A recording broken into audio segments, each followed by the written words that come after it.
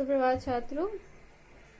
पैरिंगटन premiere school की online classes में आप सभी का स्वागत है और मैं हूं आपकी संस्कृत की शिक्षिका मिस रोली। आज हम पढ़ेंगे कक्षा 8 का नवम पाठ परोपकार, जिसका हम हिंदी अर्थ समझेंगे। तो आइए शुरुआत करते हैं। नवम पाठ परोपकार। परोपकार का मीन्स क्या होता है? किसी का भलाई करना, किसी की हेल्प करना, उसको हम क्या कहते हैं संस्कृत में? परोपकार। ठीक है, तो हम शुरुआत करते हैं पहले श्लोक से। परोपकाराय फलन्ति वृक्षः, परोपकाराय वहन्ति नद्यः, परोपकाराय दुहन्ति गावः, परोपकाराय सताम विभूतयः। अब इसका हिंदी अर्थ समझते हैं।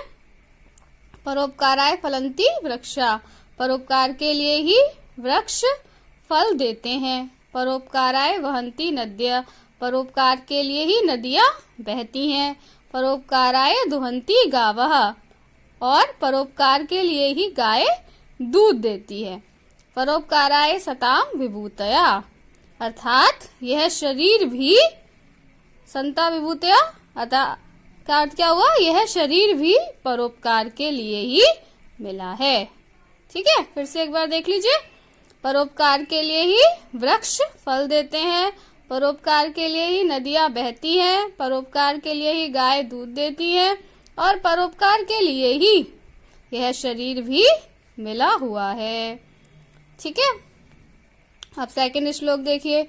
श्रोतम श्रुतनैव न कुंडलेन, दानेन पाणिन तु कंकणेन, विभाति काया करुणा पराणाम, परोपकारेण न तु चंदनेन। श्रोतम श्रुतनैव न कुंडलेन, कान की शोभा कुंडल में नहीं है। कान की शोभा किसमें नहीं है? कुंडल में नहीं है। दानेन पाणिन तु कंकणेन, श्रोतेन श्रुतनैव न कुंडलेन, कान की शोभा किससे नहीं है? कुंडल से नहीं है। श्रोतेन श्रुतनैव, किसका सुनने में है? श्रुतनैव मीन्स क्या होता है? धर्म शास्त्रों को सुनने में है। फिर दानेन पाणिन तु कंकणेन, हाथों की शोभा जो है कंकणेन मतलब कंगनों से नहीं है। दानेन पाणिन किससे होती है? दान देने से होती है।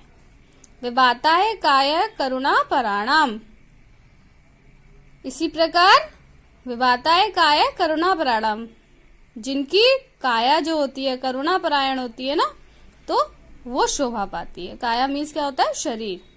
तो करुणा पर ही, करुणा परायण मनुष्य की काया किससे शोभित होती है? परोपकारे न तु चंदनेन, परोपकार से शोभा पाती है, ना कि चंदन लगाने से। ठीक है, फिर से देख लीजिए एक बार इसका अर्थ। श्रोतम श्रुतनैव न कुंडलेन, कानों की शोभा कुंडल से नहीं। श्रोतम श्रुतनैव किससे है? धर्म शास्त्रों को सुनने से है। दानेन पाणिन तु कंकणेन, हाथों की शोभा कंगन से नहीं अपितु दान देने से है। विभाति काया करुणा परायणम, इसी प्रकार विभाति काया, जिन मनुष्यों की काया करुणा परायण है, उनकी शोभा परोपकार करने से है, ना तो चंदनेन, चंदन लगाने से नहीं। अब तीसरे श्लोक का अर्थ देखिए। परोपकार शून्यस्य धिंग मनुष्य जीवितम, परोपकार शून्यस्य यानी परोपकार रहित, धिंग मनुष्य जीवितम, जीवित मनुष्य धिक्कार के योग्य है।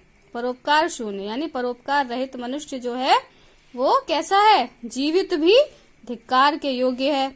जीवितुम पश्वा येषाम चर्मा पयुपकरिष्यति, मरने के बाद चर्मा यपु परिकष्यति, जीवंतु पश्वा येषाम, कह रहे हैं चर्मा प्युपकरिष्यति। तो इसका अर्थ क्या हुआ यहाँ पर? कह रहे हैं चमड़ा भी, मरने के बाद भी जिनका चमड़ा, जीवंतु पश्वः येषाम चर्मा परिकष्यति, जीवित रहते हुए भी जिनका जीवन परोपकार नहीं करता, वो कैसे हैं? धिक्कार के योग्य हैं। परंतु मरने के बाद भी जिनका शरीर काम आता है, चर्मु परिकष्यति यानी मृत्यु के पश्चात भी जिनका शरीर यानी चमड़ा कार्य में आता है, वे मनुष्य इन जीवित मनुष्यों से भी धन्य है। एक बार फिर समझ लेते हैं श्लोक का अर्थ।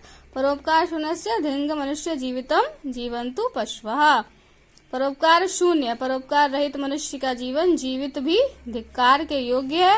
वह कैसे जी रहा है? जीवंतु पशुः, जीता हुआ भी पशु के समान है वो।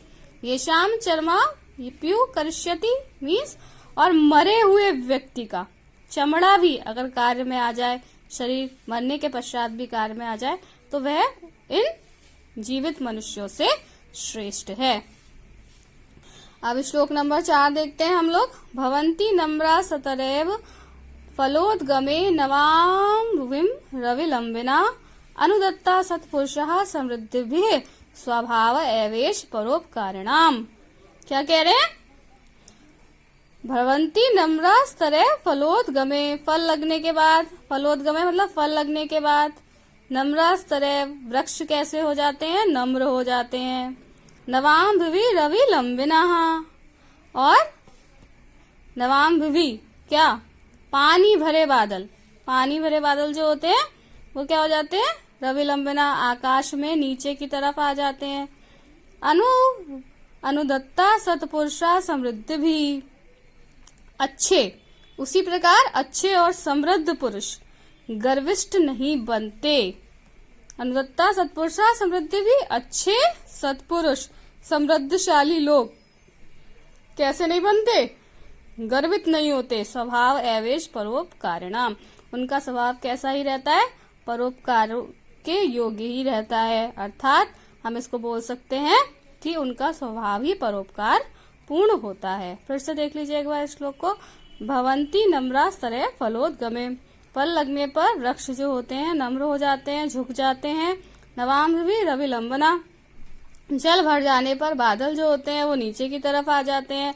इसी प्रकार अनुदत्ता सत्पुरुषा समृद्धि भी, इसी प्रकार कौन? अच्छे लोग, समृद्धशाली लोग, सत्पुरुष है ना, सत्पुरुष अच्छे लोग। समृद्धि भी, समृद्धि मिलने पर अनुदत्ता गर्वित नहीं होते। स्वभाव एवेश परोपकारिणी, क्योंकि उनका स्वभाव ही परोपकार से भरा हुआ होता है। परोपकारियों का यही स्वभाव होता है। यदा यदा ही पुरुषः कल्याणे कुरुतः मनः, हम पांचवा श्लोक पढ़ रहे हैं। यदा यदा ही पुरुषः कल्याणे कुरुतः मनः तथा तथायस्य सर्वथा सिद्ध्यन्ति नात्र संशयः।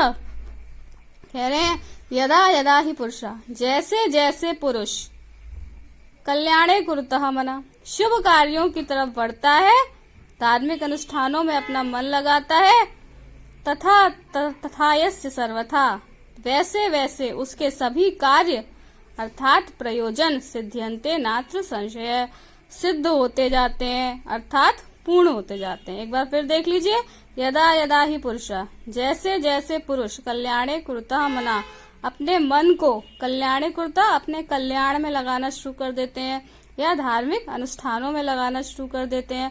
तथा तथायस्य सर्वथा, वैसे वैसे ही सर्वथा उसके सभी कार्य सिद्ध्यन्ते नात्र संशय, उसके सभी कार्य सिद्ध होना शुरू हो जाते हैं अर्थात उसकी सारी इच्छाएं पूर्ण होना शुरू हो जाती हैं।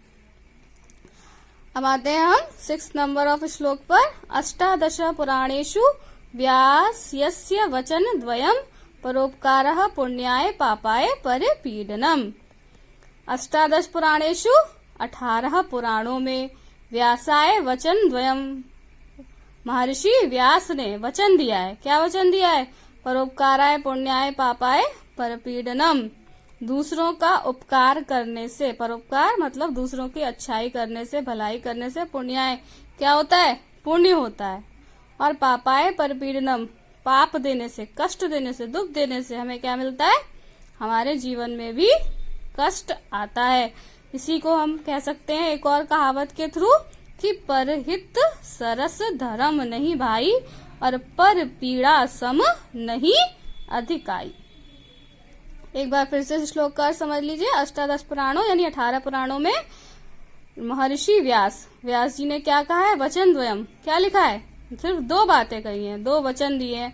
परोपकार पुण्याय, परोपकार से पुण्य की प्राप्ति होती है, और पापाय परपीडनम, और किसी को दुख देने से जीवन में हमारे पाप बढ़ते हैं। इसलिए कहा गया है कि परहित सरस धर्म नहीं भाई और पर पीड़ा सम नहीं अधिकाई। तो ये आपके नवम पाठ परोपकार के सारे श्लोकों का अर्थ था। आशा करते हैं कि आप सभी को ये चैप्टर अच्छे से समझ में आ गया होगा। अगर आपको हमारे वीडियोस पसंद आ रहे हैं तो हमारे स्कूल के चैनल को जरूर सब्सक्राइब करिए, सब्सक्रिप्शन आइकन पर टिक करिए ताकि आपको नए वीडियोस का नोटिफिकेशन मिलता रहे। और स्वस्थ रहिए, सुरक्षित रहिए, घर पर रहिए। धन्यवाद।